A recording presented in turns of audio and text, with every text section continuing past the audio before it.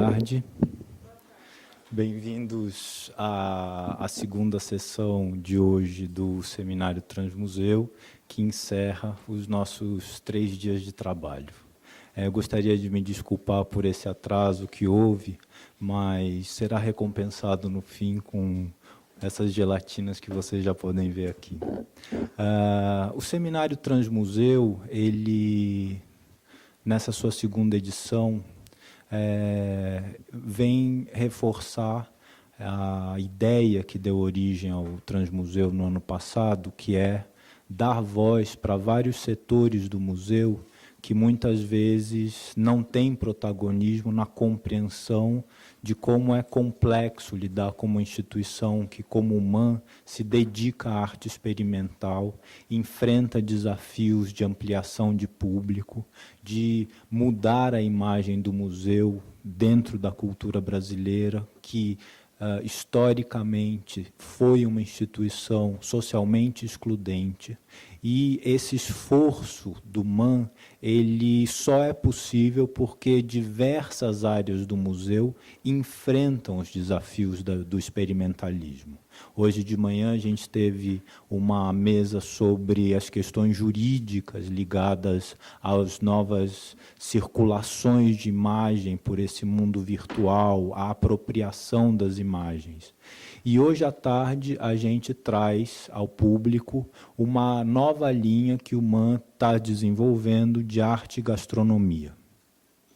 Nós iniciamos a trazer essa linha ao público quando da exposição do Gordon Matta Clark aqui no museu, quando pela primeira vez a comida servida ao público do vernissagem era diretamente ligada à exposição. E desde então, todos os cardápios das vernissagens do MAM têm tido um sentido conexo àquilo que estava sendo exibido. E no ano passado, a gente deu um passo decisivo dentro dessa linha de arte e gastronomia, quando nós fizemos aqui no MAM os encontros de arte e gastronomia, que foram curados pelo chefe Laurent Soudot, que está nos acompanhando hoje aqui, e por mim. A gente construiu uma cozinha de verdade na Sala Paulo Figueiredo e convidamos chefes e artistas para trabalharem ao vivo, né, dentro dessa situação de uma sala expositiva na qual era produzida e servida comida sem nenhuma relação com o modelo do restaurante, ou seja, numa situação de completa e radical liberdade. Hoje a gente vai dar prosseguimento a essa linha que é nova para o MAM, né?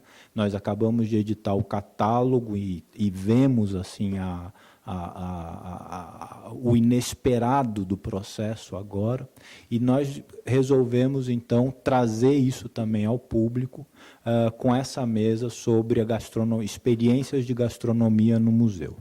E para isso nós convidamos o Earlwyn Covington, que é professor da Escola de Artes e Design de Reims, na França, na cadeira de Food Design, que é uma disciplina que tem apenas 12 anos. Ela foi inventada recentemente, é uma interface entre arte, design, gastronomia e a grande indústria. E, nesse momento, está sendo reconhecida por essa escola como uma pós-graduação. E outras escolas de design no mundo estão começando a reconhecer essa como uma área de conhecimento e de formação profissional. E convidamos também o Sam Bompas, que pertence a uma dupla, Bompas Parr, na Grã-Bretanha, que tem inovado naquilo que é a apresentação, a produção e a experimentação gastronômica, sobretudo colaborando com profissionais das mais diversas áreas, meteorologistas, neurolinguistas, arquitetos, e com isso tem ganhado um espaço crescente na Grã-Bretanha, com experiências que ainda são inclassificáveis. Então, nós vamos começar com o Earlwyn Covington, depois o Sam Bompas, e depois eu não tenho a menor ideia do que vai acontecer. Então, bom apetite. I'd like to begin with stating, as some here have already done before me, in one way or another, that I truly believe that the 21st century has come upon cultural institutions in such a radical way that the relationship to the visitor is no longer what it once was. It has been transformed indefinitively. And that, in that spirit, I invite you to just listen and watch. The images that will play behind me are non-hierarchical and just serve as texture or taste for my words. It's no longer necessary to consider, like Pierre Bourdieu did in his statistical study of museum visitors in the late 1960s, that socioeconomics dictate the typical visitor. Museums indeed have come a long way and have been not only determined but courageous in bringing together projects that will touch the broadest range of the general public. Quite evidently, these institutions have come about and have been created within a hierarchy of culture based on the socioeconomic politics of a given country and of a given time. Let's take, for example, education, or the education of a young artist or a young designer at an art or design school. In France, the public system is basically free, but it is very difficult for students to enter one of the 41 publicly funded art schools, and the competitive exams usually require at least 2 years of preparation. On average, there are usually only 50 or 60 spots, but over 4,000 candidates depending on the school.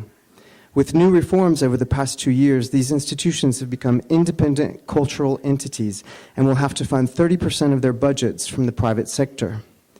This churns the stomach of the French system, especially in the arts. Nevertheless, the way that art schools can set themselves apart in this incredibly and newly competitive context is by having exceptionally creative, innovative, and risk-taking disciplines created by passionate professors.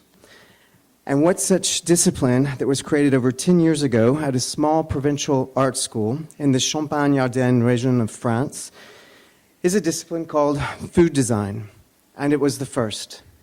It was at this school, the ESAD de Reims, that I met in 2009 Marc Bretillot, a pioneer in food design. Since then, the school, under the direction of a remarkable directress, Claire Payot, has created a post-diploma program giving credits on a European and international level to the importance of food design and its emergence as a valuable discipline in an art school. Before I begin, I'd like to open this discussion with a text that Marc Bretillot wrote about a recent museum experience. The setting is Paris, it's summer, there's a very long line to see yet another amazing and extraordinary exhibition. Again, Paris, you know. Crack. A candy bar is hidden under my jacket, and right in the middle of the Giuseppe Pannoni exhibition at the Pompidou Center, I unwrapped it and swallowed it whole. An instant, a gulp, a form of contemporary sustenance. Phew. But eating this did not nourish me. I couldn't have. Both my stomach and brain are blocked up. I shouldn't have. And what does this venerable cultural institution suggest to satisfy my emerging hunger, stimulated by the smells of the walls of laurel that make my head swim, by the malicious appeal of the human effigy potatoes of Pannoni? Nothing. A kick in the backside. Keep moving. Don't touch. There's nothing to eat. If you're hungry, try a mushy sandwich at the cafeteria on the ground floor to the left. You can't miss it. It's right next to the toilets. Eating in an exhibition is forbidden. I just fancied a bowl of rice cooked over a slow flame with just a touch of laurel, the same as Pannoni's. I would have enjoyed it right there, sat down on the floor and crossed my legs. I would have taken immense pleasure, even if it would have burnt my fingers, the potato cooked in clay with a slice of bloody beetroot with some coarse salt. While contemplating the work, I should be able to participate in the cosmic, the universe. What it really boils down to is how our senses, especially taste, take part in our understanding and comprehension of the world around us. In other words, how can we penetrate more intimately into the works hanging on the walls and those that might appeal to taste? Like a museum mediator who analyzes a work, conversing with a visitor, making feelings aroused, emotions illuminated, pertinence, the substance of the work. Cooking can also be this type of interpretation, a prolonged commentary on the work, and might even suggest a tastier interpretation. In 2005, the Contemporary Art Museum of Val-de-Marne, the MacVal, opened its restaurant. the transversal, where art cooking was shown with brio and realism. The freedom granted to the transversal project represented a rare occurrence in the field of cultural institutions. Among similar experiences, we can recall that of the Guggenheim restaurant in Bilbao. It is within this dynamic encounter and exchange between chefs Enaki Azipart and Laurent Chéreau, while the artist Jacques Monneroy, the father of narrative figuration, had an exhibition called Monolapin. Lightly browned rabbit with vegetables cut into strips and broth poured live, which coming into contact with the meat was transformed into a type of blue-colored veil, all under the auspices of the multi-talented Gilles Stassard, the creator of the food design column for Beaux-Arts magazine. Other interactions took the shape of taste visits while moving a buffet accompanied a museum guide during the visit. So spectators were invited to taste. What was the most memorable for myself was a chocolate truffle and black pudding that was absolutely devoured in a room that had been consecrated to the artist Gina Payne, who was the founder in the 1970s of the body art movement, Art Corporel. The bitterness of the cocoa, the caress and pressure of the tongue to break the chocolate shell and reach the heart of the bonbon, which could be unimaginably bloody. Gina could have hurt herself again and again. It was so good.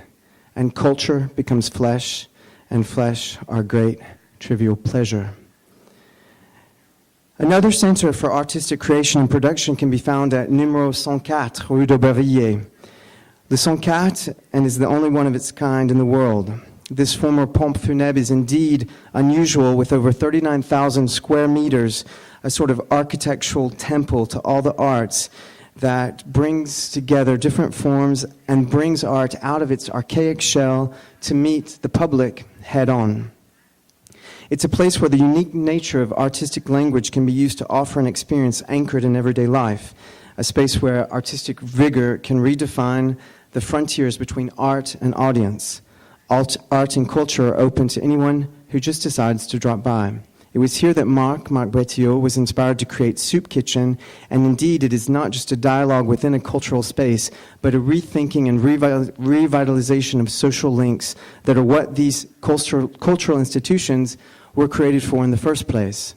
With French chef Eric Trochon and sound designer Philippe Chaimovich, they created what they called a participative culinary experience. Tables were built higher than normal, at face level, and in fact were set up in a circle or a ring. The participants, or public, were invited to cook a big pistou soup. The sound, the bright lights, served as a device to create tension, a tension that is similar to the rush of a kitchen in a busy restaurant during lunchtime. At the moment of tasting, everything becomes quiet. Attention is focused on perception, a moment to share, a task completed. Then conversation can begin.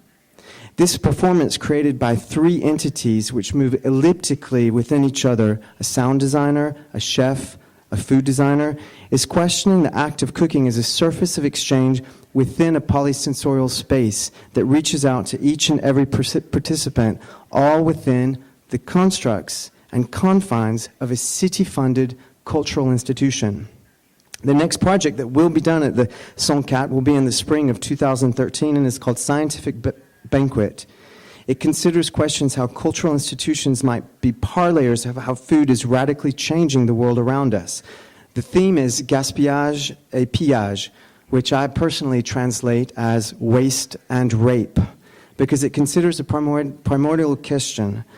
The team of post-diploma students at ESAD and Marc Bretillot are working on this project, and considering that with 4.5 billion tons of food production every year, somewhere 30 to 50% which never finds its way onto our plate but directly into the trash, they certainly have their work cut out for them.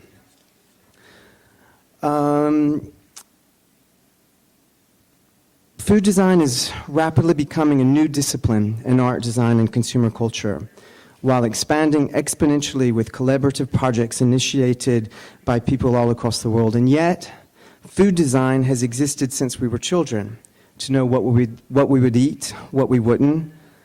A natural response to an ever-asking question, how do we eat?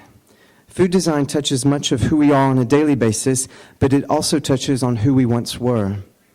Each act involves so many memories that designing each and every one does not have to be insurmountable. It has to be accessible. It has to be relative, important. It has to last, doesn't it? One of the reasons is that it not only gives us life, but inevitably defines who we are. Let's move on to artists, and I want to talk to you about Miriam Simon, a New York artist that introduces small revolutions into everyday life. Using installation, video, and performance, her work invites viewers to see new possibilities into the mundane. Human Cheese is a project that entails a socio-technical and economic system for sourcing, making, and distributing human cheese, positioning it as a real commodity.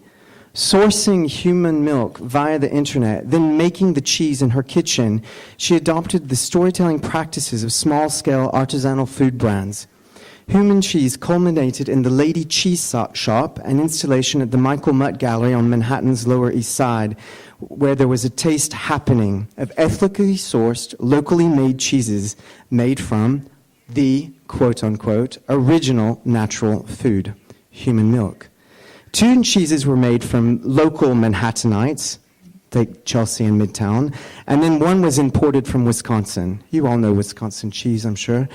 The milk was purchased and donated via internet, FedEx, and in person. In the face of uncertain bodily, technological, and food futures, Human Cheese provoked a space for discourse around norms and practices with regards to food production, emerging bioavailabilities, and the commodification of the human body, or the female body. Her next project is being sponsored by Creative Capital, and it's something called Eat Your Future. So that's something to look out for.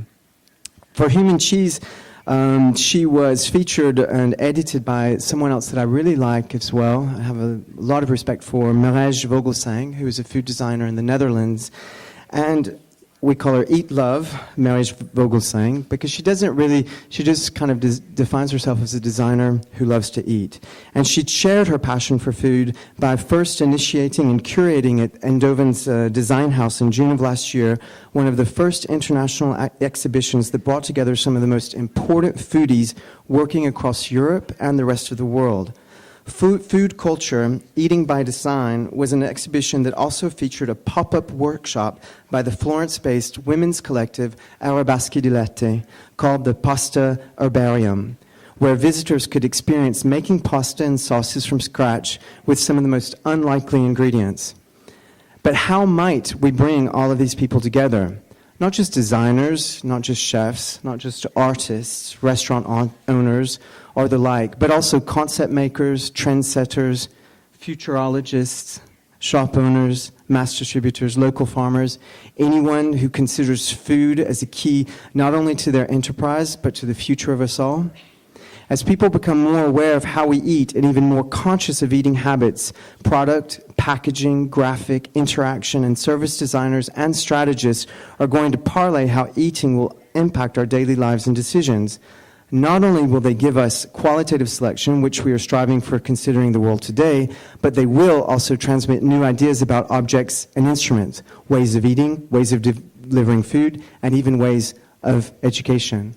My question is, should we be wary of this? So from the material, how do we imagine the immaterial? How do we bring these people together, give them a voice? Well, in January of 2012, Marc Bretillot and myself, along with a young designer, Jean-Charles Aimé, launched a video platform called Thinking Food Design, and this not-for-profit project attempted to give voice to what is happening in the world of food, not necessarily design. Those that were interested in imagining their definition of food design were invited to send us 2-minute videos, and this platform was a way to share their experience about food, the food that comes home with us, the food that stays in cupboards and refrigerators, crossing kitchens, crossing continents, crossing places where kitchens are possible and even impossible, because after all, food is the common language of us all. We like what we eat, what we buy, what it makes us. We will all continue to do so, and by sharing our ideas, speaking about production, longevity, cost, taste, choice, environments, urban, rural, we might all come to table together and share an experience which is beyond anything that can be done alone. The Thinking Food Design platform is fueled by accessibility, getting informed, sharing ideas, living in a world that is organic and expansive, that is collaborative and participative, a world that is smaller, much smaller than we ever anticipated, a world that is a living network, much like here today, much like Transmuseu, with the people that have participated this week and the generosity and passions of the facilitators and helpers at the MAM. I was originally going to conclude this small paper by saying that food is design in itself. But let me just tell you that after spending almost 2 weeks in this amazing city on my 2 feet, walking around, that I'm reminded in stealth that it is only life that is design in itself. Thank you.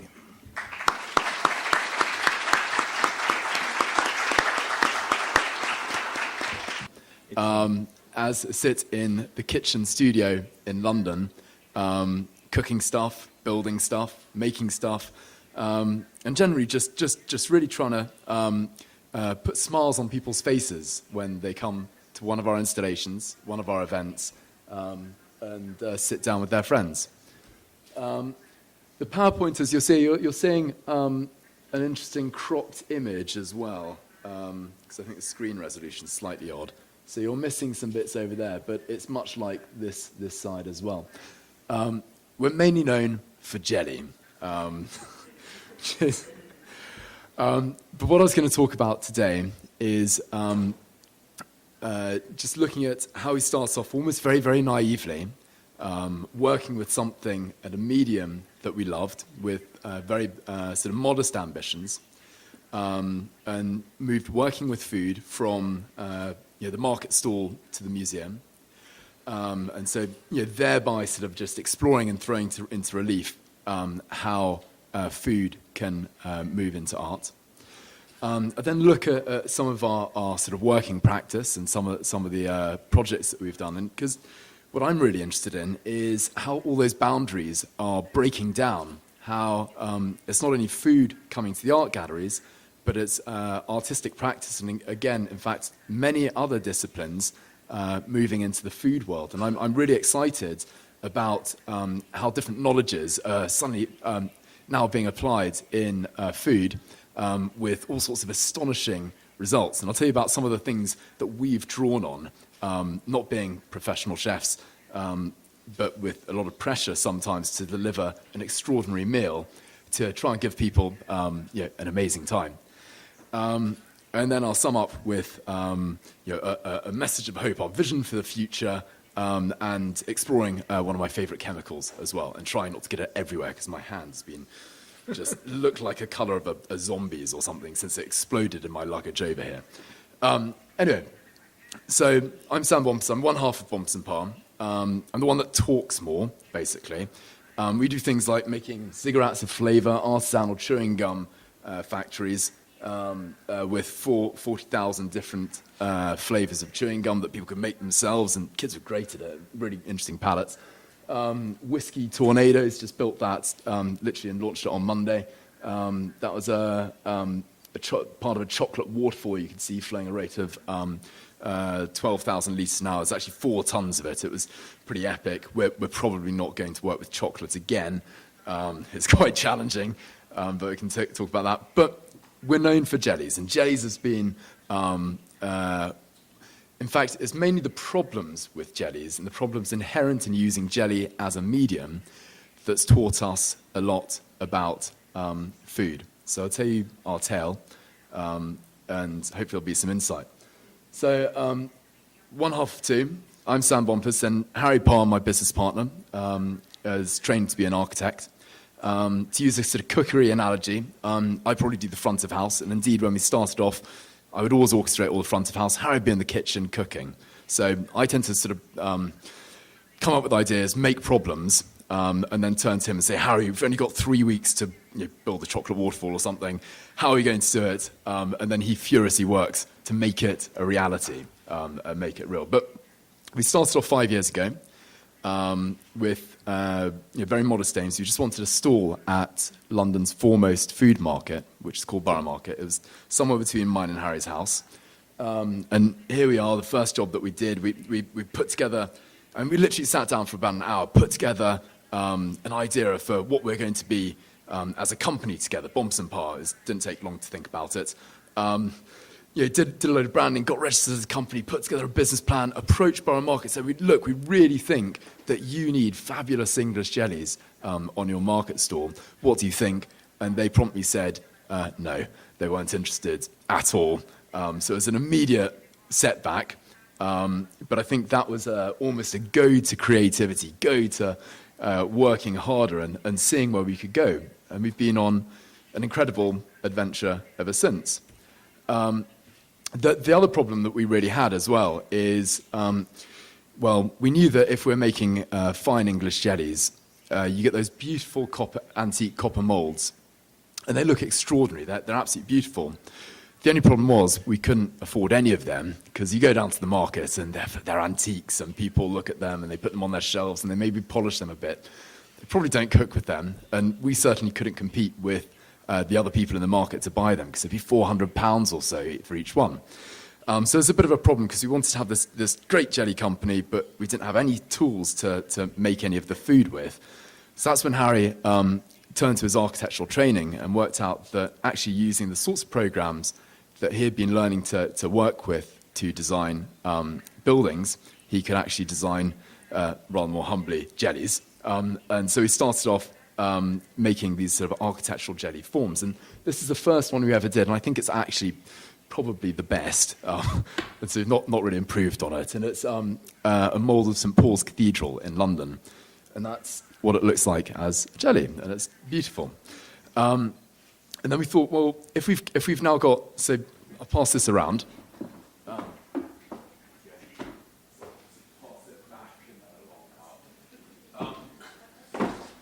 So that's Durham Cathedral in Durham. Cathedrals are really good. So what we do is we design it in CAD and then rapid prototype that. That gives us the tool which we're then able to use to model very cheaply using food-safe PET plastic jelly molds. We can really rip them out. We thought that now we knew how to make these molds, let's try and really push ourselves as well, because nothing good happens if it's not difficult. So we challenged the world's architects to send in their ultimate designs. And they could send it as a CAD file, they could send it as like a sketch, any way they liked. It just had to, the resulting jellies had to be quite small, like 15 centimeters by 15 centimeters. And we'd make it for them. And this was in 2008. I think the economic climate meant that a lot of architects at the time had a little bit more time on their hands than they'd actually like.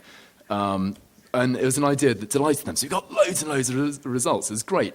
Some were better than others. This one, which is a jelly bridge, it's the Millennium Bridge, just outside Tate Modern in the UK. It was designed by Lord Foster, one of the great British architects. I don't know if anyone knew the history of the bridge itself, which was designed in 2000, but they actually had to go in and re-engineer the entire structure because it was wobbling too much. The exact same thing happened with this. I think as Lord Foster projected himself into the jelly and was thinking about it, didn't think quite hard enough, because every time we made it, and it's a very complex mould, it would just be a sad U dip in the middle, and we'd send it through to Foster's, and they'd said, no, it has to be totally straight. We're like, it's jelly.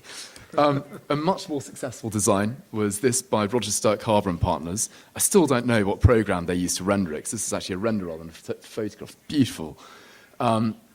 But we made it in every different, this is Baracas Airport in Madrid, and every sort of modular element is a different flavour.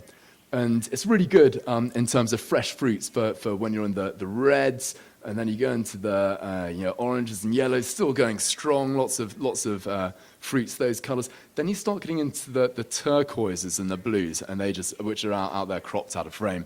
And they just ran out of inspiration. How many natural foods and fruits do you know that give a blue colour? So they started getting into sort of alcohols and absinthes and things like that. But we had all these marvelous different jelly designs. We thought, now's the time. Let's do a great exhibition of them all. And we said, well, right, we'll have a jelly banquet. We put tickets on sale. and 2,000 tickets sold literally over a weekend. At which point we thought we had a really big problem because we're going to have 2,000 people coming in, and we're going to display our jellies. But as you can see from the jellies in front of me, they're not very big. Because if you have a very large jelly, and we've tried to make very large jellies, the weight of the liquid in them just means that they tear themselves apart, and you end up putting more and more gelling agent in them until you get something that's like a rubber bouncy ball. You'd never want to chew it. It's absolutely disgusting in terms of texture. But anyway, we thought, okay, well, we've got this problem. Thousands of people going to lynch us. Lot of trouble. But let's look at the good things about jelly, the really exciting things, and see how we can use it to bring the space to life. So one of the brilliant things about jelly is obviously the wobble. I'm still fascinated by it. I still look at it all the time. It's just lewd. It's provocative. So we created this massive. This is very distracting. Created this enormous 10-meter long jelly table. And the whole thing had a big wobble engine, so it was pulsating as it went along. The other thing that was great as well is jellies are like optics. They're like a lens. They distort and play with light. So we had this light installation underneath it using perspex as fiber optics, and the jellies at the top as the lenses. So as it got darker, they sort of started really sort of shining out. They looked beautiful. We also sort of just distracted people with performers. So we had a budget of £40 for jelly dancers, and we called up one of the top dance schools, and they gave us some dancers to perform along to this. We worked with an ear surgeon and sound designer to record the sound of jelly wobbling, which sounds absolutely disgusting. And these people were dancing along beside him. And it was quite funny as well, because the 2 days before, we were on the top radio show on the BBC, which is one that was normally quite terrifying, but the presenters couldn't do anything except for laugh. So we got off quite easy. It was trying to determine what was architectural jelly. But they heard us on that, so they swapped out. Little did we know it, all the dancers they'd given us were the rubbish ones, the sort of B team. But they thought, oh God, if it's going to get this much publicity, let's give us the A team. So they put in better dancers. And it was interesting. It started off quite scholarly. People were standing around looking at the jellies. It's very interesting because there's almost a total sensory assault. We had the jelly smell. We had the whole place was scented like strawberries. We had the jelly soundtrack. We had this jellyscape as well, and it slowly sort of devolved into more and more chaotic. The chef Heston Blumenthal very kindly came to be a celebrity judge of all the jellies, but here he's sort of, you can see him in the very bad photo just there. Here he is just actually a bit more worried about being pulled into the steaming jelly pit at the end. But it was amazing, and we learnt a lot that has since informed our approach to food and our approach to design. And I was standing by this one young chap, and as I said, when you make jellies, you end up putting.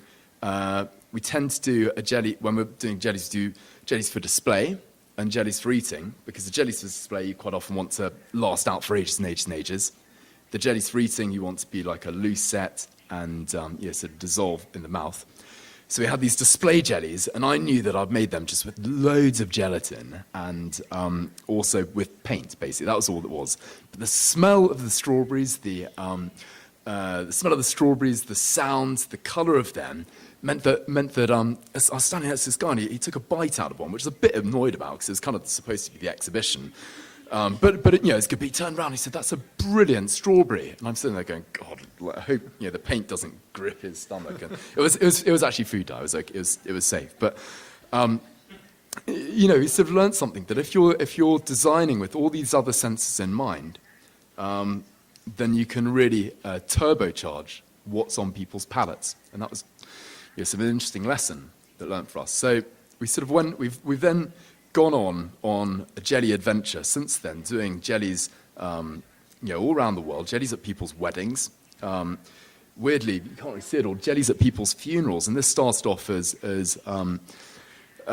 just something fun to do, 'cause at Michael Jackson's funeral, we worked with a restaurant, we served funereal jellies, the waiters all had one like white glove, and we soon found ourselves actually in Australia's oldest funeral parlour, giving a talk on funereal foods, and there is a very interesting history of funereal foods. I think there's no book currently written on it. It would be a fascinating book to write. And we're working with people from the Chinese community, people from the Greek Orthodox community, people from the Christian community, and they're all talking about their community's funeral foods and traditions. And then after that, we had to come on and talk about why jellies are related to funereal foodstuffs. And they actually are, because there's a lot of moulded foods with funereal foods, particularly in Yorkshire, where you get given shortbread biscuits in the shape of cockerels crowing. Well, you wouldn't when you're dead, but your family would pay for these biscuits to be given out to all your friends as an announcement of your death in the shape of Masonic symbols if you're a Freemason, skulls, death's heads, cockerels crowing representing the resurrection. It's a weird way to learn about your friend's death. Anyway, jelly's taken us everywhere. So we made a massive map of America. We've done all sorts of things, and that was really interesting. Jelly at fashion shows, jelly explosions, and finally, jellies took us into museums. It seems an amazing culmination of an epic journey. Here's one that we built, and this was a sort of glowing jelly, but using quinine to make it fluoresce, and then UV light. So it's a pretty easy trick. At San Francisco Museum of Modern Art. It was great, and it's very much talked about as a performance, namely because it was up for an hour and then everyone ate it, which was interesting, but it filled me with a lot of joy. And I think one of the most interesting sort of experiences of food going into the museums that we've had was for the Barbican Art Gallery in London, and they were doing a show on surrealism and domesticity and the interrelationship between the two. And they asked us to say, can you come up with a domestic sort of art piece that would be food related, that would bring it to life? And it was really interesting because we thought, okay, what's the most mundane food stuff that everyone in the UK really knows, like just boring food that you have as part of your everyday life? And we thought that jam was the thing. And we're interested in the surrealist take on sensationalism and jam and slightly unusual things. We worked out how to make different jams infused with various artifacts. One of them was wood from Nelson's ship. Another of them was sand from the Pyramid of Egypt. But the thing that really caught, and we called it occult jam, is looking at the surrealist interest in occultism and sort of immortality, and jam, preserving fruit, is doing a similar sort of thing. But the one that really caught people's interest was putting a tiny speck of Princess Diana's hair in a milk jam, and you just saw it, sort of people just go crazy around the world. And the guys at the Barbican said, well, how much do you want to sell this stuff for, this jam? It's, we've got hot demand. We said, well, it's kind of spread, it's jam, you put it on your toast. I hope people are going to eat it, because that's what has to happen. Not put it on a shelf. So we said, well, £6. They couldn't imagine anyone reasonably charging more than that for a jam. These are very small pots as well. They're about 250 mils. They weren't, large pots. And only a couple of weeks ago, we saw that someone had just bought a pot of it for £600 on the internet, which I hope they got a really clean jam making process, so it's still edible, because that's important. But anyway. You can't see all of this. So all of our experiences with making food and the learnings on that have contributed to our approach now to food, which you can't really see. It's a German word, Gessenskunstwerk. I can't even really say it properly. I'm sure if there are German speakers here, they could shout out a correction. No, it's Wagner's approach to opera. So it's looking at total work of art and looking at designing for all the senses. One of my favourite academic papers ever was one written in 2003 by Professor John Edwards. And he took a dish, chicken a la king, which is what gets tipped over Tom Cruise in Cocktail, And he served it in a lot of different environments. So he served it in an old people's home, he served it in an army barracks and student halls of residence, and a really fine dining restaurant with beautiful white linens and tablecloth. And he got people to rate it. And the more salubrious the environment, the higher it was rated. So in the old people's home, they said, it's stringy, it's disgusting, it's unsatisfying. In the fine dining restaurant, they said, oh, that's tender and moist, so succulent. And good value for money as well, even though they're paying more for it. So yeah, that led us to believe, and actually even before we did any of the jelly stuff, our very first job was, that anyone had ever wanted to pay us for, was at Warwick Castle doing a 12-course Victorian breakfast. And this is mainly because until then, we'd only been making jellies in a very humble way for sort of Boy Scouts. Some of them didn't even want the jellies. It was weird. But someone called us up and said, can you make a jelly the size of a castle, in the shape of a castle? And of course, at that point, for us, it was impossible. But I kept them on the phone because here we go. Someone actually wanted us to do something for them. But we ended up doing this 12-course Victorian breakfast. And people didn't want to get. Well, I was a bit nervous about the thing, but people didn't even want to get up at the end of it. But it might have been something to do with the Burgundy, the Madeira, the champagne, the creme de menthe, and the whiskey that had gone into making the breakfast. But what was incredible was the setup of the room, the opulence of the room, so coding people's taste. And also because at this point in 2007, we'd never been in a professional kitchen, and there we were.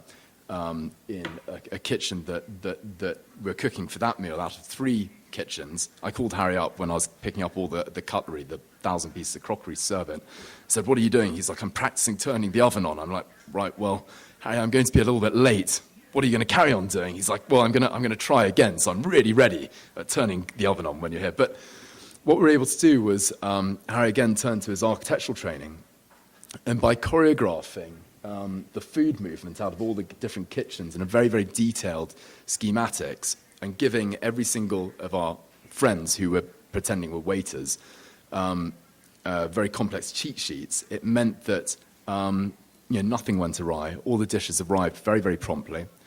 So the breakfast didn't groan on for ages. We thought, wow, this is great. If you start applying those architectural techniques, maybe we can do almost anything. We started looking at what are all the different disciplines we can push into food, and what would the end results be. So for us, it's been very, very important looking at environments to code tastes. That's having dinners in Masonic temples. This one is in a Victorian, basically cathedral to sewage. It's the pumping works where all of the South London sewage used to go through, and it's for the museum, the Welcome Collection, and they were interested in dirt, so we did a dirt dinner there. Well, this is for a friend of mine's birthday, and she really liked gold things. And to be honest with you, if you eat an environment with that full on, the food is of course paramount. It's very, very important, but the environment gives you so much sort of extraordinary things to look at that. You get a bit more leeway. So I think our sort of thing over the past, because one of the things that we're always really intimidated by as well is we come from being not professional chefs to doing dinners which people pay often hundreds of pounds to be able to attend. Now, if I pay that much money for a meal, I expect it to be absolutely extraordinary.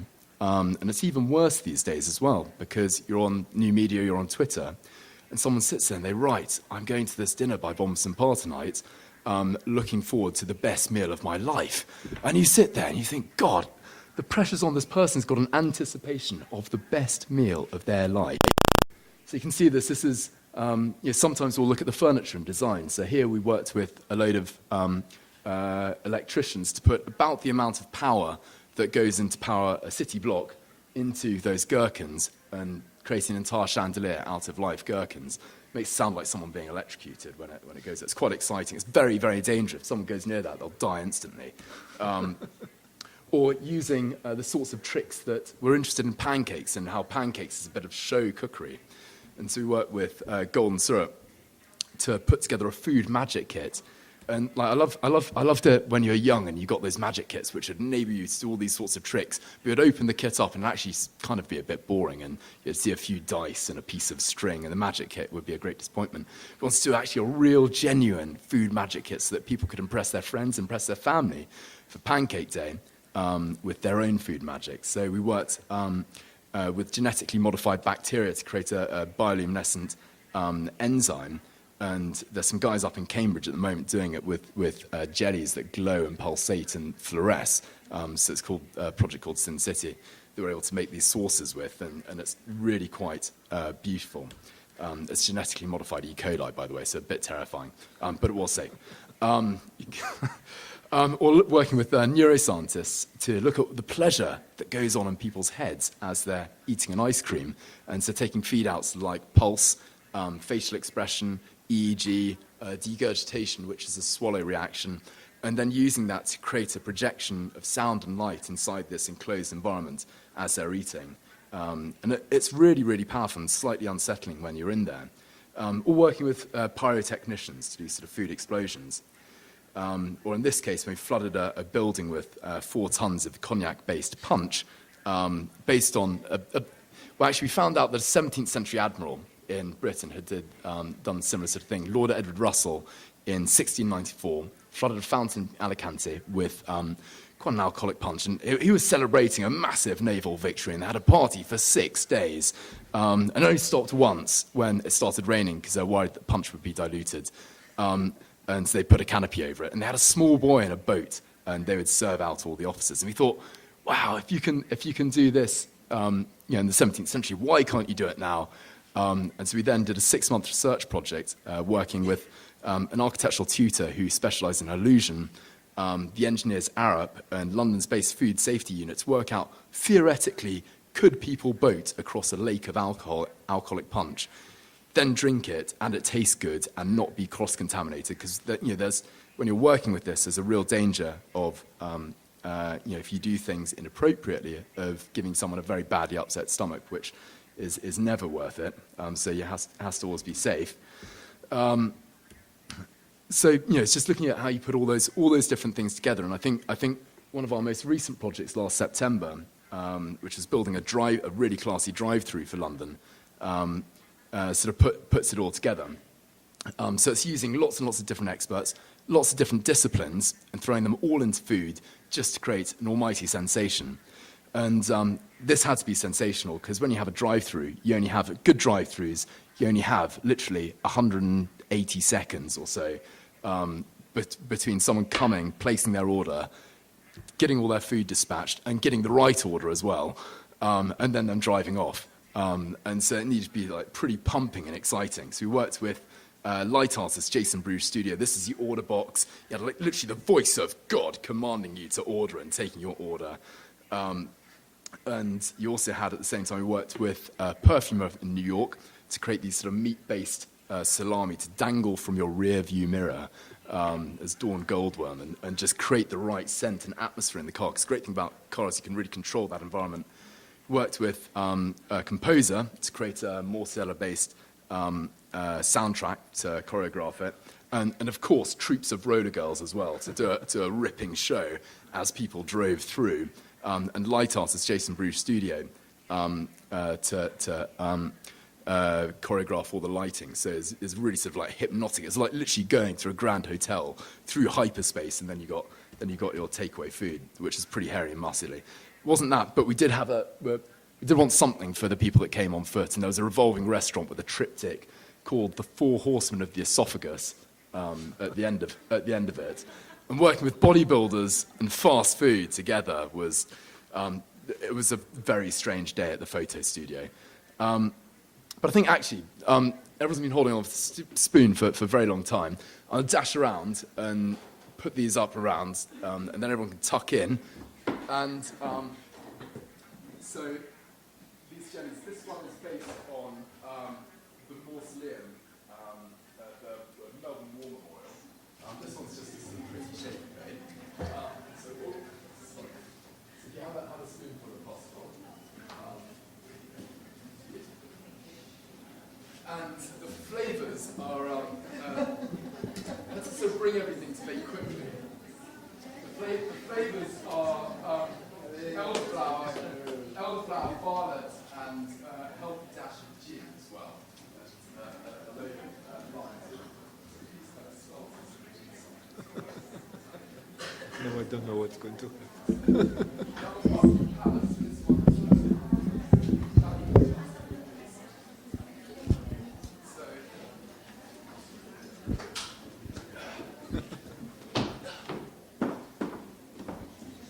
Okay, so we've seen how, for me it's really exciting with food moving into the museums, and it's also really exciting with sort of artistry, but also other disciplines moving into the food world. And I love seeing the creativity that ensues. And I think the end sort of point that I'd really like is in the creative world, like working with food, like working with an artistic medium. I don't really think it matters how you define it. Is it art? Is it food? Who cares, as long as it's really, really good. And I think one of the things about good work and good creative work is yours know it when you see it. I think who was it that said that it's like pornography. You know it when you see it. I mean, what is porn? But you kind of know when it is. But anyway, so that one of the things that I'm really excited about at the moment, which I've got Don Gloves, Don Regalia for, is everything's going out. It's not that bad. It's just a powerful dye. Is this stuff called fluorescein, and it's quite incredible. It's quite incredible stuff. So I'll move that out of the way as well. So we first ran across it when they use it in St. Patrick's Day to dye the Chicago River green, and literally it's done privately. It's done by the Guild of Plumbers, and the Guild of Plumbers have been doing it every year since 1960. And fluorescein's used because it's slightly radioactive but not harmfully so. It's also a food additive called yellow 7. But as it's slightly radioactive and it has this amazing trace element, it's used to put into the water to see where the leaks are. And it's also used to stimulate, by Coast Guard and environmental agencies, to stimulate oil spills. So you can see, you put it in the water, you see where it goes, and then you can practice and have a dry run in case there's an oil spill.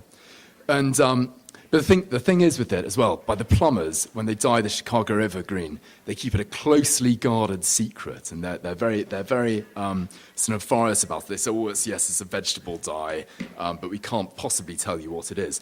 And anyway, we became really obsessed by it, and got hold of a sample of the Chicago water from St. Patrick's Day, sent it to the leading UK dye specialists, called imaginatively dyes.co.uk, and they said, and they came back very quickly and said, that's fluorescein, no problem at all.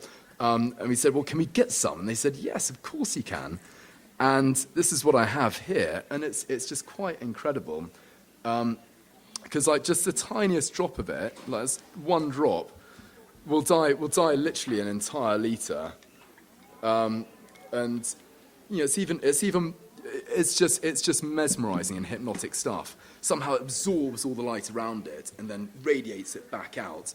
And we're really excited because over a couple of summers ago, we were able to flood the roof of Selfridges. So working with a load of architects and technicians and an enormous amount of insurance to create a boating lake and float up bar, which is quite unusual. And then just last year, finally, to complete the circle, we realised the dream of actually making a really, really big jelly. And this was a boat called SS Great Britain. And it's surrounded by this glass plate, which they normally flow water across, which helps insulate the bottom part of the boat, which has got a dry rust. So it's this glass plate. And there was this competition pairing sort of artists with museums. And there were 10 different artists, of which we number one. Most of the artists said, well, you know what, we'll just come and give a talk. And we said, any museum in Britain could bid for the artists. And we said, you know what, we'll do anything the museums come up with an idea, and we'll have a go, because we think that'll be really fun. And so I think a lot of the other artists got about 3 bids. We ended up having 40, and they went to the public vote. And the SS Great Britain had said, we'd really like you to set our boat in jelly, which the only reason they said that was they thought they'd never win. And sadly, people in Bristol got wind of it, which is where it is in Bristol, and they went crazy for it. They really worked hard to get the vote out and make sure we did it. And we turned up and we said, okay, we're really excited about this. This is going to be brilliant. Let's do it. Really excited about making your. What's the budget? And they said, well, it's £500. And in order to be able to set it in jelly, we needed to make 55 tons of jelly, which is quite a lot. But we actually worked out, we had a lot of sodium alginate. We'd actually had a corner of the world market in sodium alginate. We said, well, we'll use this to gel it, and we'll provide that. You'll need to provide the labor to make all the jelly, because we can only do we're going to need 15 big guys to do it, because it's really, really hard work. And they're able to do that by getting in all the local people who had come out of prison and were doing their community playback. So we had all these sort of School of Hard Knocks fellows with scars across their faces, really tough. And we're just asking them very, very nicely if they could mix up a bit more jelly. But the end result was extraordinary. We had all sorts of people who wouldn't normally come to a museum, who had lived in Bristol for their entire life, coming down to see this Bristol landmark set, an historic boat set in jelly, and then have an enormous jelly feast. And so that was really, really wonderful. And I thought for me was a powerful reason to use food as a creative medium, just to see the smiles on people's faces. So thank you very much. It's awesome to come here.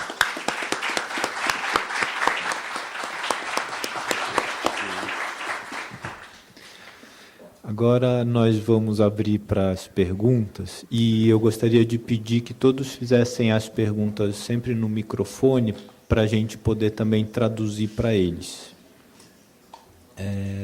Deixa eu ver onde está o microfone. Está aqui, me desculpe. O pessoal está comendo, não vai fazer pergunta. Está muito gostosa de latim.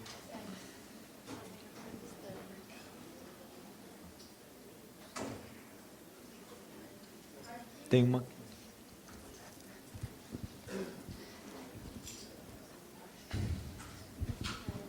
Oi, meu nome é Fábio.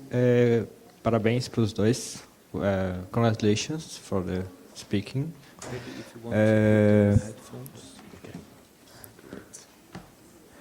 Eu queria saber pelo Earl. Ok. Seguinte, quanto tempo que dura essa pós-graduação na França? Ele disse no começo, né, que já virou um curso. E do CEN, eu queria saber se você já fez muitos projetos. Eu vi que você falou que você fez muitos projetos para empresas. E qual foi o que você mais gostou de fazer, assim?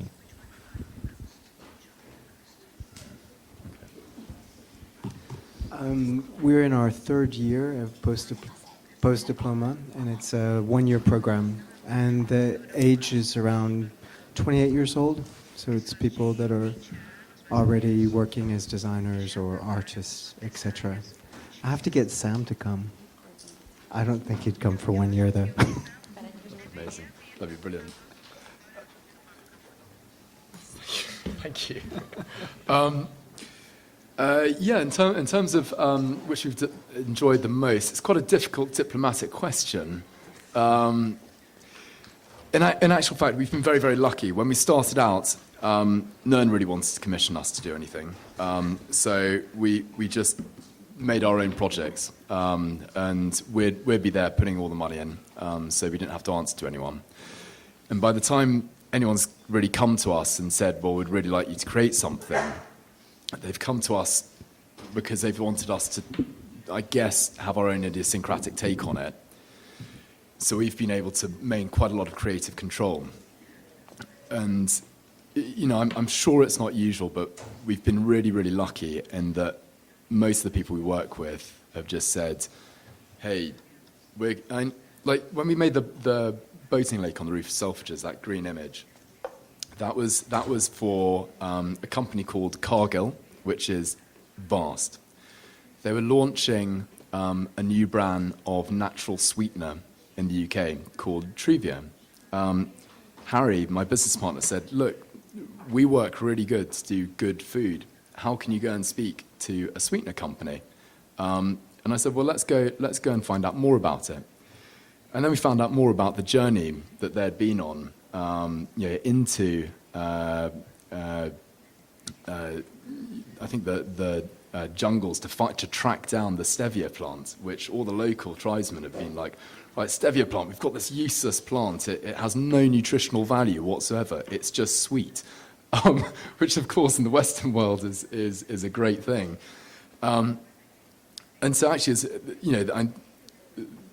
it was incredible because when you're working in very small ways sort of creatively, you have very little chance to have an impact on what it is that people put in their mouths. So working with a big company like that, you actually have a chance to really shape what people put in their mouths. And they said, look, what we're really good at doing is making a product, bringing it to market.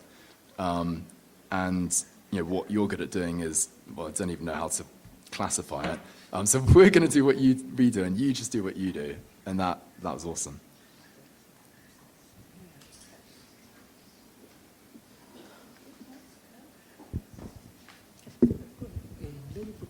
Pode fazer, tanto faz. Eu vou falar em português.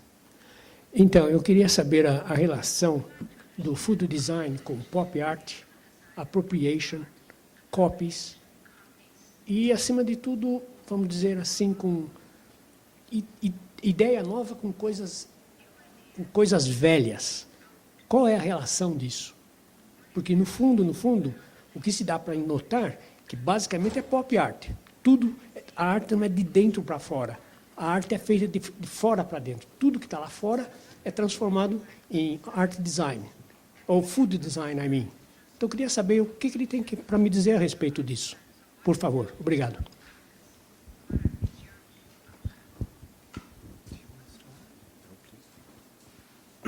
Well, I mean, the art of eating is as old as humanity itself. So, if we could, transport ourselves into 2,000 years or 6,000 years in the past.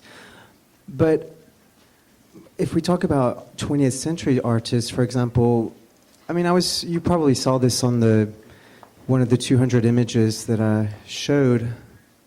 But there was a Brazilian artist, because I stumbled over to the Pinacoteca on Sunday and found many pieces that were done and inspired not just by food itself, but by the art of the table, etc. And this is by, I'm going to mispronounce it, Walter C.O. Caldas. And I believe that's after 1959. So, and this predates Gordon Matta Clark, which is 1972.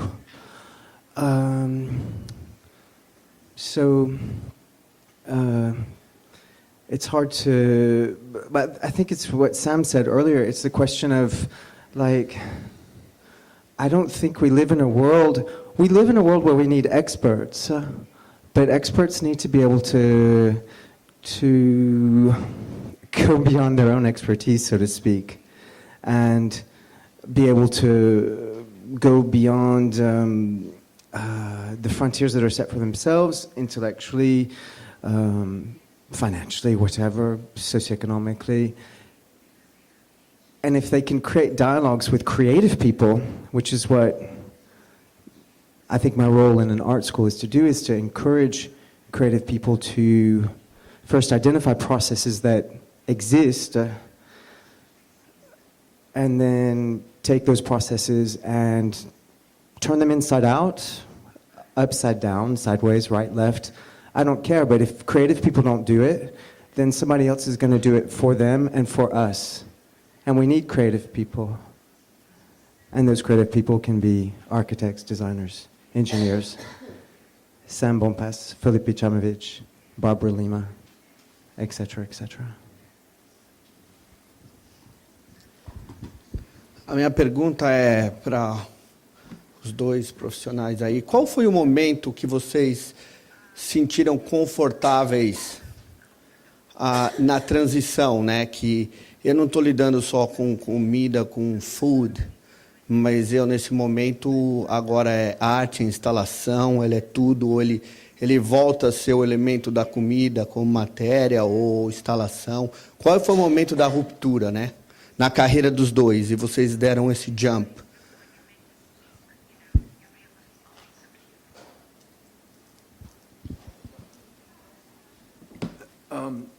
I'll go first. I think for us, we've never really, we spend a lot of time with people asking us what it is we actually do, which sounds like a pretty fundamental question. I'm very lucky because Harry Parr is an old school friend of mine, and so we talk lots and lots about not particularly anything.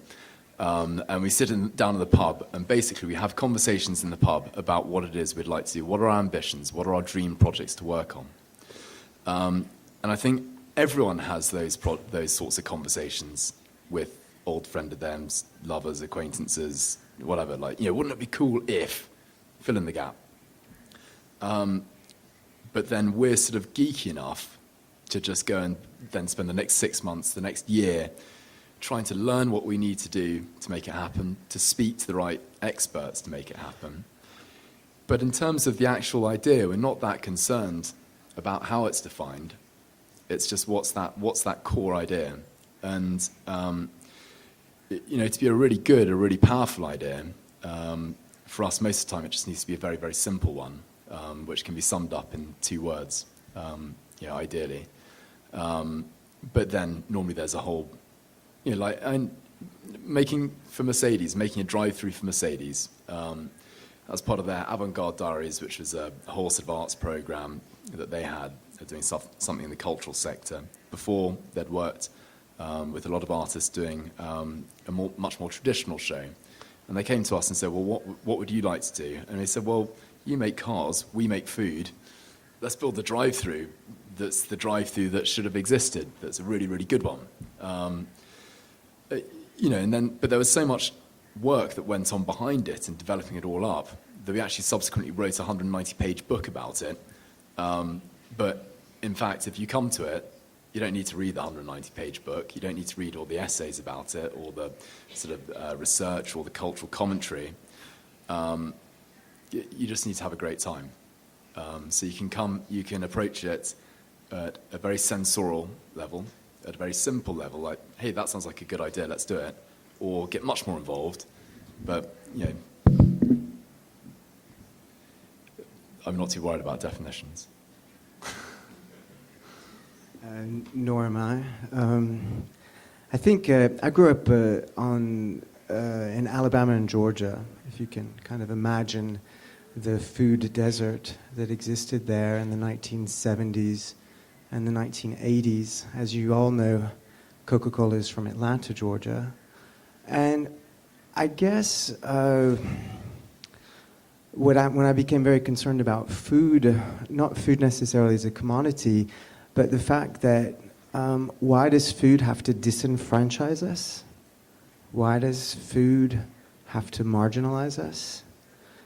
And then when, obviously passionate about contemporary art, and I started seeing, hey, some pretty smart, creative, wise artists are working with food.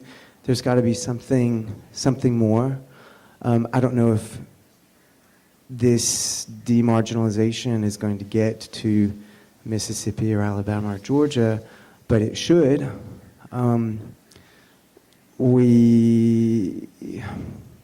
Food is the easiest, it's the easiest and at the same time most complex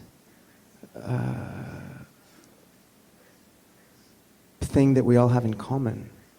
And that to me is very fascinating. It's very strange. Mon Dieu, I live in Paris, can you imagine? The hierarchy of food? I want a world that is non-hierarchical.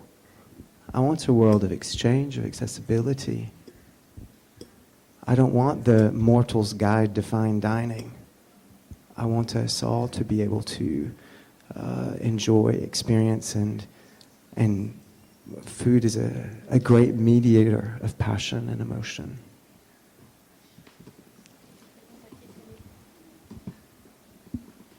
Oi, boa tarde. Eu estava lendo ano passado um artigo do antropologista que trouxe a questão que quando a gente compartilha a comida, a gente mostra os dentes. Antigamente, nos primórdios, mostrar os dentes era querer atacar um ao outro. E como que é isso de comer junto, hoje em dia, mostrando os dentes, mas ao mesmo tempo compartilhando a comida? Aí ele traz a questão, será que a comida, a culinária, pode trazer a paz?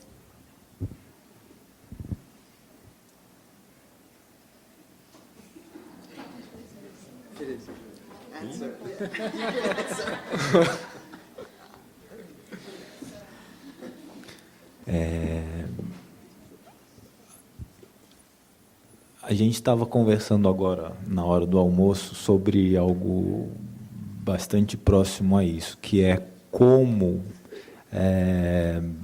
a civilização ocidental armou a mesa de objetos que isolam as pessoas, em vez de manter a comensalidade humana, né? Como a evolução do uso de talheres e de copos chega a um ápice em que você fica murado para se isolar das outras pessoas por esses elementos que fazem uma mediação entre o corpo e a comida, ou seja, você não tem mais o direito de tocar em nada e muito menos de tocar na comida do outro, ou deixar que o outro toque na sua comida. Eu acho que a gente chegou num ponto de inflexão dessa curva. E eu acredito que isso tenha muito a ver com o desdobramento da revolução sexual nos últimos 40 anos, em que o corpo ele tem passado por uma crítica da sua repressão, né? Então, eu acho que a comida ela pode voltar a ser uma ocasião de encontro, e, nesse sentido, lugar para a paz. Mas nós ainda temos que rever uma série de instrumentos de controle social que estão mimetizados e naturalizados na nossa vida, num grau que nós nem sequer percebemos esses instrumentos de controle sobre o nosso corpo e sobre a possibilidade de relacionar com as outras pessoas que comem conosco. Então, por exemplo, quando um casal se casa, ele ganha um faqueiro. Isso é o início de uma família condenada ao isolamento. Quer dizer, é uma coisa que é absolutamente naturalizada, né? Você acredita que começar uma família significa educar os filhos para usarem aquele monte de bagulho que isolam as pessoas, né? E isso é parte de uma evolução da sociedade ocidental, que eu acredito que se exprime em primeiro lugar nas maneiras da mesa. Então, há uma série de componentes de preconceito social que impedem que a comida nos aproxime e gerem a paz. Por exemplo, o nojo que a gente tem de pessoas que comem com a mão. O grau de nojo, ele cresce na sociedade paralelamente à quantidade de instrumentos de controle na mesa. Então, isso implica também mexer com os nossos padrões de nojo. Enquanto a gente tiver nojo da pessoa que está do nosso lado comendo, a paz será impossível. Então, há muitos passos, eu acho, ainda, para que isso aconteça, e também entender que a radicalização do individualismo na sociedade de consumo é uma consequência desse processo civilizador, repressor, de isolamento das pessoas, né? E a gente hoje consome comida através da indústria. E a indústria nos impõe o isolamento ao comer. Então, isso também é um grande desafio. Quer dizer, como que você se junta com as pessoas quando cada um esquenta o seu prato no micro-ondas num determinado momento e você nunca consegue comer junto? Quer dizer, são uma série de componentes extremamente cotidianos que estão naturalizados, né, na nossa vida, que reverteram a principal característica da humanidade. O ser humano é o único animal cujos adultos compartilham comida. É o único animal. Ou seja, a nossa sociabilidade é uma sociabilidade comunitária porque nós comemos comida cozida. Sem o que, e essa é uma hipótese que não tem mais de 5 ou 6 anos na ciência, sem o que o ser humano, o Homo sapiens, não teria surgido. Hoje já se demonstrou, isso foi publicado no ano passado, que os neandertais comiam comida cozida há 1 milhão de anos. O ser humano só surgiu há 200 mil anos. Então, a hipótese no momento é que, evolutivamente, a diminuição do intestino, que transferiu a possibilidade para o aumento do cérebro, porque o cérebro humano consome uma quantidade boçal de energia, né, e não se entendia como tinha sido possível o cérebro crescer. Isso dependeu do domínio dos nossos ancestrais entre 1,5 milhão a 2 milhões de anos atrás começarem a fazer comida cozida. Isso permitiu diminuição do intestino e a diminuição do tempo de mastigação e, evolutivamente, uma transferência de energia para o aumento do cérebro. Ou seja, ser humano é, em primeiro lugar, cozinhar. Sem cozinhar, não teria havido ser humano. Portanto, comer é o que é a base da nossa sociabilidade e compartilhar a comida é a base da nossa sociabilidade. Então, a gente está vivendo um momento de inflexão na curva civilizatória, em que a gente está se libertando de um processo de repressão muito cruel, né? E, por outro lado, a gente criou uma indústria da individualidade. Então, nesse momento, a gente está vivendo um dilema evolutivo. E eu não digo social, não. Eu estou dizendo evolutivo mesmo. Então, acho que é um momento tão rico na cultura que os museus estão entendendo que a comida precisa vir para dentro do museu, porque a cultura contemporânea depende da gente encarar isso, sem falar nas questões de sustentabilidade, ecologia e crescimento da população humana, né? Então, eu acho que o tema da comida ele é essencial e eu acredito que sim, a negociação da paz ela passa pela comida e pela comensalidade.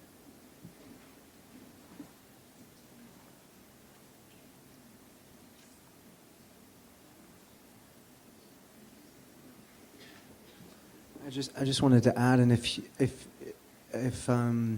food is basic, then I do seriously believe, and I believe that my comrades here concur that, I mean, human beings, we're meant to be creative creatures.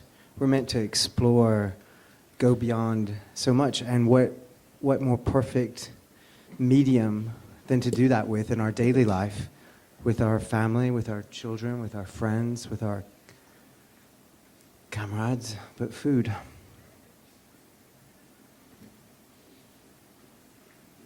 Or there's another point as well, which is if you want to be a good negotiator, make sure that you're the one doing the food as well.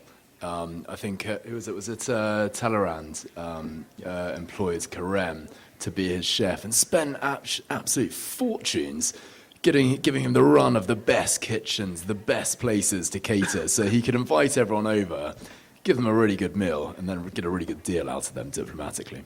So it helps international relations, but in someone's favor.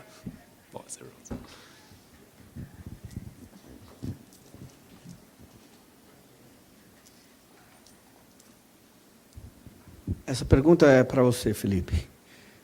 Voltando um pouco no assunto que você estava falando, muito interessante agora, eu estava pensando um pouco, né, na palestra da manhã, falando um pouco do Dada, agora pensando um pouco do mundo que a gente vive hoje, pós-Bauhaus, enfim. Vivemos no mundo dos escritórios, dos quadrados, né? Nos definimos em mesas, em tudo. E o ano passado eu acabei visitando o Xingu e também estava lembrando nas conversas aqui, na questão de comer a comida etiopiana, a gente sentava em volta da mesa e todo mundo põe a mão naquele balaio, né? E existe uma arquitetura, né? Um pensamento circular em volta disso. E tanto dentro das aldeias do Xingu, você percebia que tanto a questão da arte quanto da comida, ela era feita desde manhã até a noite, acontecia tudo ao mesmo tempo e acontecia naquele environment, num ambiente circular, né?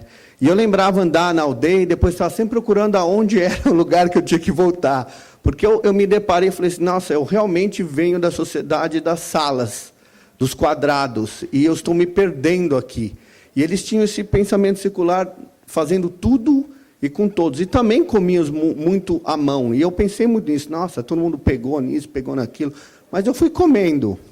Enfim, queria que você fizesse um paralelo aí, se você acha que tem realmente a nossa evolução, ou talvez o nosso regresso nesse sentido, né, do mundo das salas e dos quadrados e nesse pensamento circular.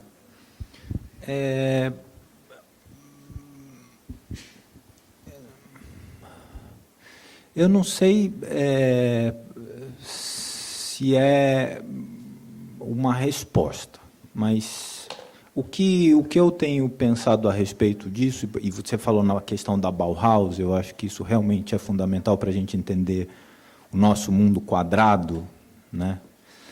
É que toda essa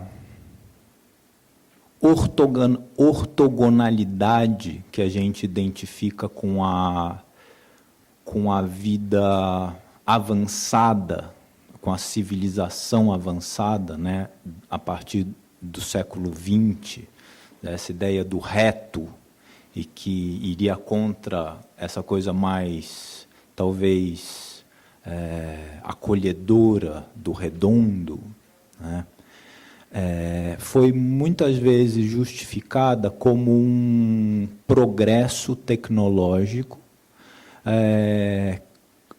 permitido pela industrialização, que seria muito mais dirigida para as coisas retas, né, e que, portanto, a gente perderia essa linha orgânica, de uma certa maneira, que é característica dessa, eu diria, desse urbanismo circular, dessa arquitetura circular e dessa sociabilidade circular.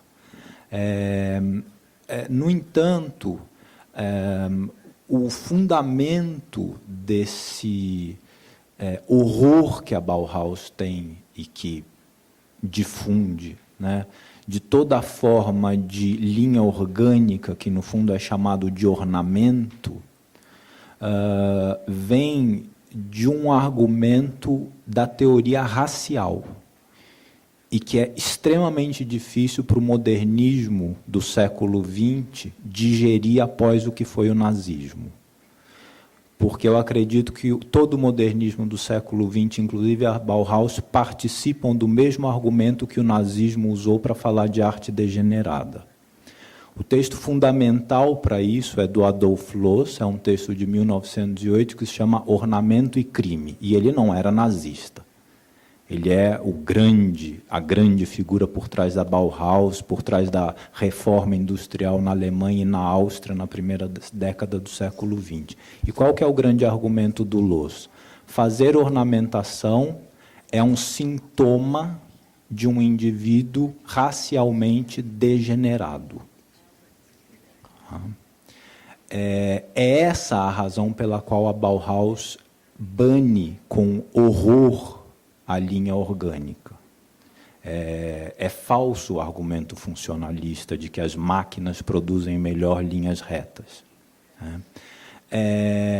A ideia de que você está sendo socialmente controlado pelas suas manifestações estéticas e de que alguém pode acusar você de ser um degenerado se você fizer qualquer coisa ornamentada, é um dos preconceitos mais complicados da gente desentranhar da cultura civilizada e do progresso modernista no século XX. Porque isso está baseado num argumento racial. E isso não se fala. Esse texto do Loos sumiu da literatura. Não por acaso. Mas o Le Corbusier traduziu e publicou em francês em 1920. Isso é uma das bases do purismo e é isso que funda Brasília. Tá? Essa volta a situações em que você perde a referência cartesiana, como você disse, a gente se perde numa aldeia circular, né? É algo que eu não sei se é reversível nessa altura do nosso desenvolvimento industrial. Porque, de fato, esse argumento do Loos se entranhou tão profundamente no desenvolvimento do design e da indústria de consumo que hoje a gente tem muito problema em ser visto como uma pessoa que usa ornamentos em excesso, ou que tem uma casa excessivamente ornamental, ou que acredita que nós não somos uma linha reta ou estamos restritos a pensar de forma quadrada, né? Então, quando a gente tenta reconstruir uma sociabilidade menos preconceituosa, e eu acho que a gente está realmente numa mudança de curva civilizatória, talvez a gente invente outras formas, mas enquanto não se fizer a crítica desse elemento da teoria racial que está por baixo da arte moderna, que define a evolução da arte do século XX, a gente não vai superar isso. Tem um ponto nevrálgico aí muito difícil de ser digerido até hoje, né? E eu não sei se isso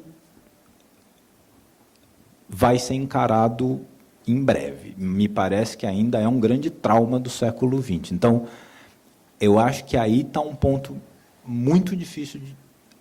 não sei ainda como isso vai ser transformado, mas eu acho que essa visão cartesiana de arquitetura, do mundo, do design, do mundo industrial, de uma certa representação de progresso, de civilização, está embrenhado de preconceito racial.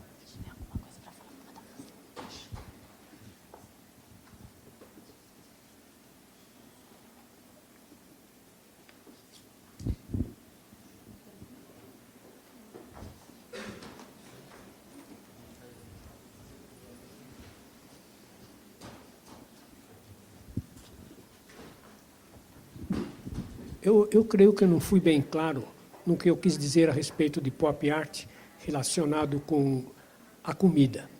Mas o que eu quero dizer é o seguinte, essa ideia desse encontro comida e arte, claro que é uma coisa que já existe, tem até o livro de receitas do Salvador Dalí dos anos 50, não é?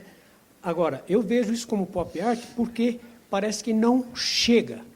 E o que eu mais gostaria de ouvir, o que os senhores aí têm para dizer, é o seguinte, que é uma ideia assim meio de piada, uma coisa meio jokingly, é uma piada, não é? Ou realmente é uma coisa verdadeira. Quer dizer, é uma coisa comestível ou é uma coisa visível? É uma coisa para ser tocada ou é para ser cheirada? O que é isso? O que se pode explicar disso? Por favor, obrigado.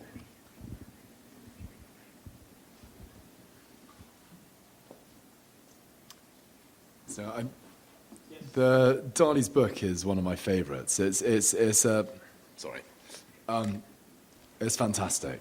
I think we've done a lot of work exploring it. I think for us,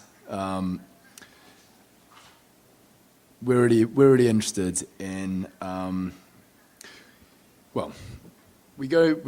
spent a long time going around galleries, and spent a long time doing lots of other entertaining things as well. When we set out to create a meal, to create an installation, to create a project, what we really want to do is give people an extraordinary sensation, a memory, a fleeting experience that will last them for a lifetime. And I think when we always think of it, we just think, right, people have their very short, precious lives. Everyone, if you ask people what they're doing, they're always busy, all the time, non-stop. Why is it they'd want to come and do this, and how is this a valuable use of their time, and what do they take away from it? And that's how we sort of judge what we're doing. Not against anything else, not against art that exists, but is this a useful, on a personal level, on an experiential level? Might not be productive in terms of getting things built, but productive in terms of people choreographing the story of their own lives. I think our acid test on making things is sounds quite simple. Sounds quite weird, actually. It's like if someone was going on a date with someone, and they're going on a date with someone they didn't know particularly well. They'd been set up on, say, a blind date, and the person they met with was beyond awful, was an unspeakable person.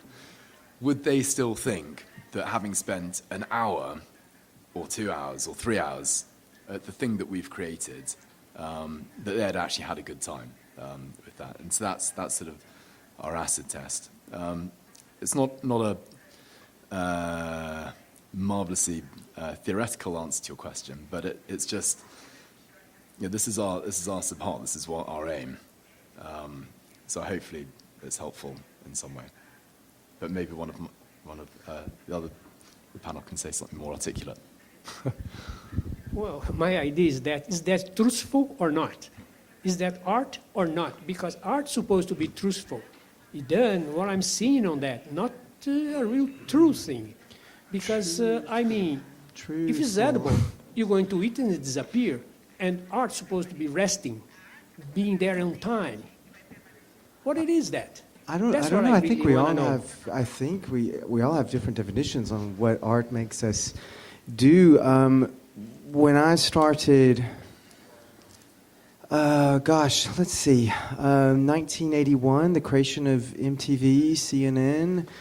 I was in a very, very small town in Georgia. We had 350 channels, but we had no choice, and there was nothing like there is today as far as accessibility to understand who a Caldas is, who oh my gosh, I'm going to mispronounce it.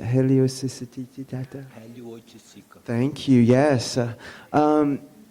We live in a world now where there is multi-level access, many different mediums, many different informed conversations going on. Popular art in a Velvet Underground or 1960s New York, Yayoi Kusama, Andy Warhol, etc.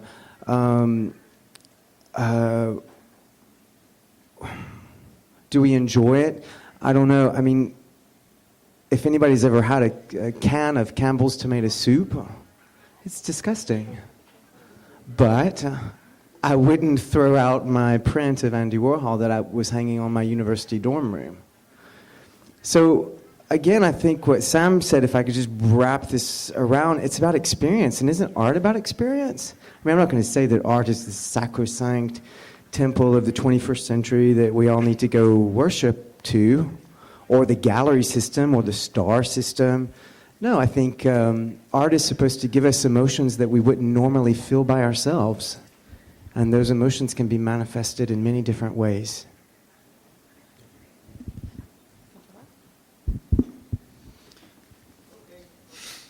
Thank you for your Na question. verdade, eu discordo totalmente do posicionamento do colega aqui.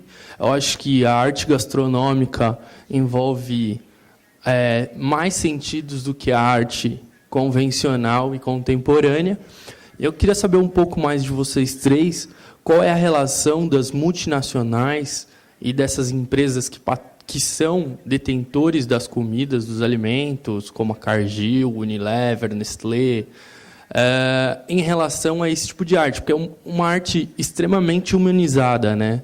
É uma arte, ele falou que não se conserva, mas a experiência que você tem no museu junto à gastronomia é mais do que contemplar um quadro, no meu ponto de vista. Então, eu queria saber um pouco mais sobre isso de vocês.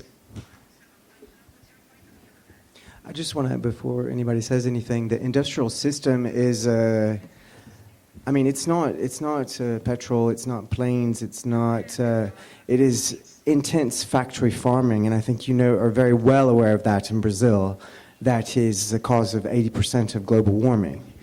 When I talked about processes earlier and how young creative people, whether they're in cooking schools or art schools, design, architecture, etc., or even at an elite sciences politiques school, it is their responsibility to rethink these processes and create conversations with people in power and to make the world a better place. In 2050 or 2075, I cannot even imagine if people are eating like I was in 1975 in Georgia.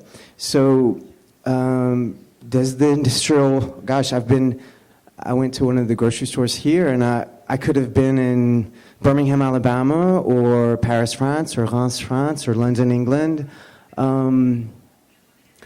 when we come to the idea of art,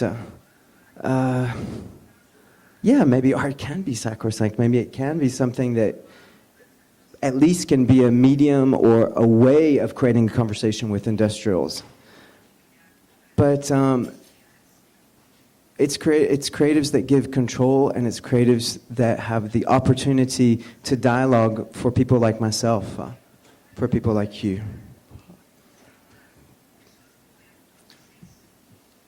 I wasn't quite sure because I was sort of fiddling around with this and not really getting it to work yet. I'll get it by the end. What the reference you gave at the start was? Was there an individual, a chef, talking about?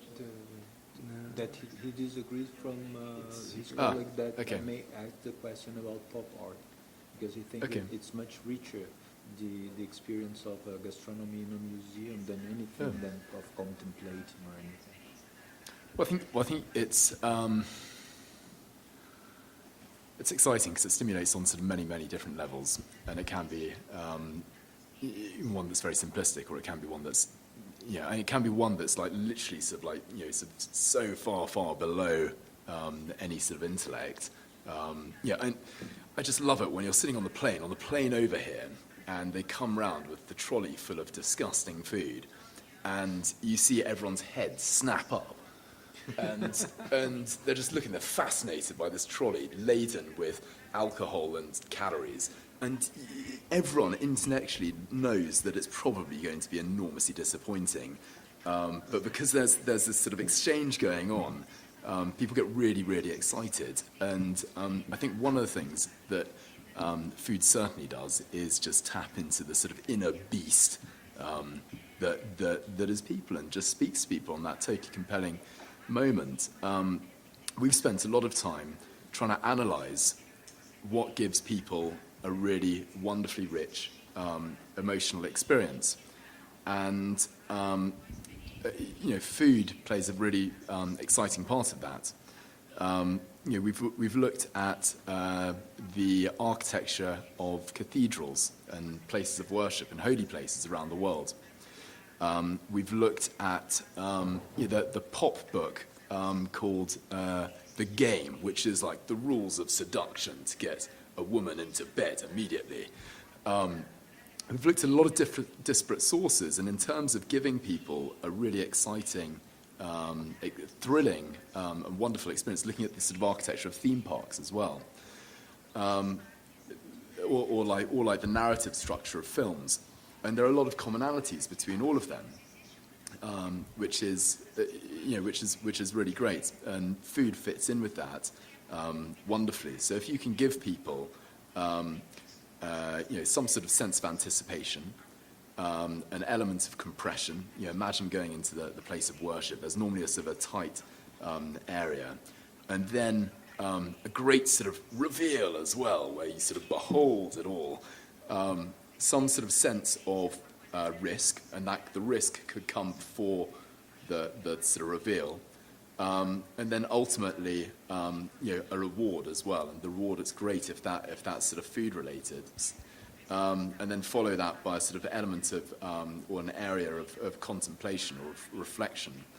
And if you do that, that works kind of for everything from a movie plot line to a really great building that just works as an incredible building, a seduction, or a great project. And I think that's quite sort of fun.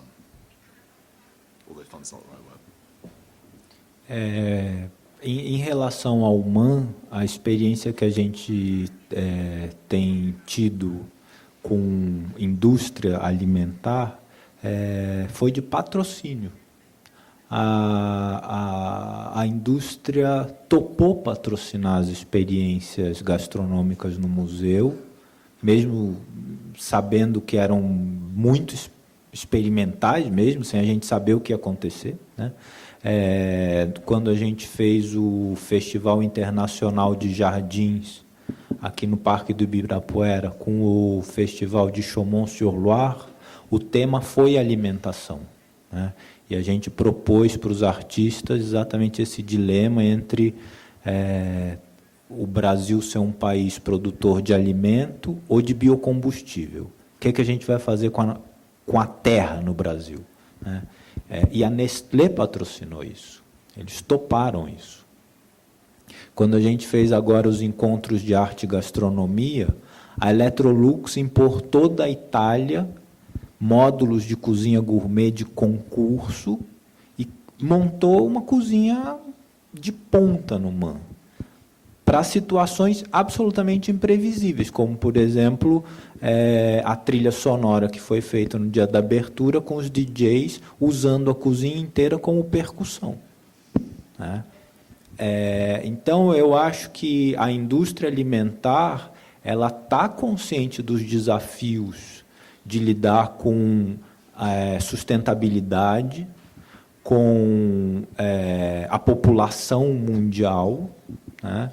Com o gasto de energia no transporte de alimento, com o desperdício, e isso são questões que a indústria está levando muito a sério. Então, eu acho que a colaboração dos museus com a indústria alimentar para possibilitar experiências limites como essa, eu acho que tende a se consolidar, porque a indústria sabe que ela não pode varrer a coisa para debaixo do tapete. Eu acredito que a indústria está precisando desse tipo de desafio. I think, yeah, just to add to that, if you look at the history of sort of industrial food production, a lot of the really big industry players now were set up by people with really big hearts, that they wanted, people like the Cadburys or and Kellogg's as well. Their original aim is creating a product that people could trust, and that would be good for people and wouldn't poison them at a time when the mode of production was getting separated out from where things were being made, were being separated from where things were being eaten.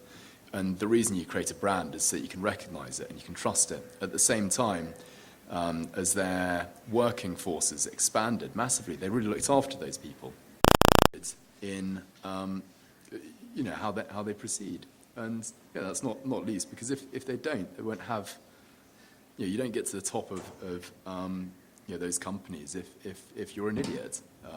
Ultimately, and I think one of the things that's really exciting is you have someone like Unilever, and they sponsor the